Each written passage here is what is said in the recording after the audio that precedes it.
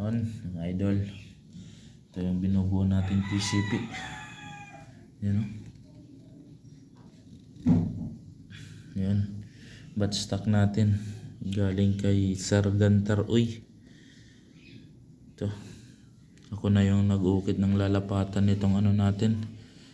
Itong trigger, receiver, regulator, tsaka tank. Ako na yung nag-uukit niyan. Yung in-order ko kay Sargantar. Buo pa to. Wala pang ano. Tapos yung ano natin, yung trigger, hammer, trigger assembly sa ano, sa Phoenix accessories ata yun. Nasa tricock to. Nasa tricock. Tapos yung receiver natin, Manchester receiver. Nimrod top yung ano nito, nung model. Nimrod top Manchester receiver. Yung regulator natin, China rig, 1800 PSI. Tapos yung tank natin, 0.35L.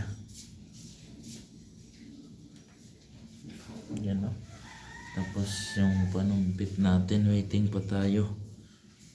Nakapila pa tayo kay Sir Romel Melendres. 16mm na ano, barrel. Yan o. Yan. Kunting kembot na lang. Mabubuo na yung PCP ano natin, PCP project. Tapos dito lang tayo medyo nagka-problema. Ito kasi yung ano dito, yung regulator na to hindi naka-align mismo sa receiver. Yung ginawa ko, pinihit ko, linuwagan ko yung ano dito, yung mga ano, tornilyo. Tapos pinihit ko para maiganon lang siya. Ganon. At least hindi gaano kaluwag yung ano nito. Yung ano, distance dito sa ano, dito sa dugtungan. Yun nga lang. Yung ano natin, yung piston dito sa loob, bumibigay yung ano, yung o-ring. Sumasayad siguro.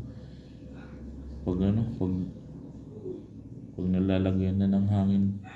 Kasi nung sinubukan ko hindi pa masyado nakalapat yung tank natin. Kasi umuuga-uga ito dahil ano, dahil linugan ko rito. Pero working naman nung ano, hindi ko pa ano linalagay sa wood stock natin. Working naman. Nagka-problema nung ano, nung naubusan ng hangin. Tapos linagay ko dito sa batch stock. Tapos nung kinargahan ko na, nung umabot na ng ano dito sa tank natin ng 1,500 ata yan, bigla na lang sumigaw dito.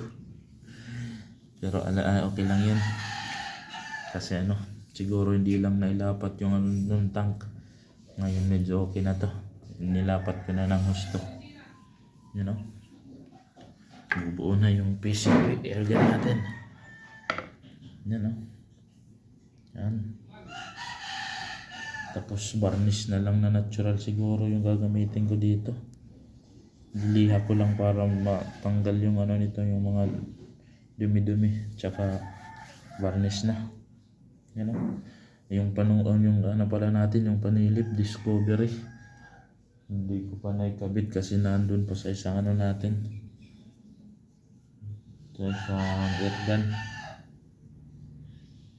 yung pang tiksay natin na airgun, doon ko muna inilagay yung ano natin, yung Discovery scope.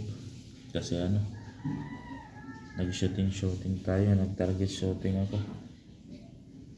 Nag-aaral akong mag-zero. Kahit pa paano, medyo napalapit naman yung ano, yung tama sa ano target. Tumatama naman kahit pa paano. Ito, dito susubukan ko kung ano yung ano nito, kalalabasan ng PCP project natin. Sana maganda yung kalalabasan nito. Ano? Sa mga nagbobo dyan, nood lang tayo sa YouTube. sa mga kaergan natin. Yan o. Yan.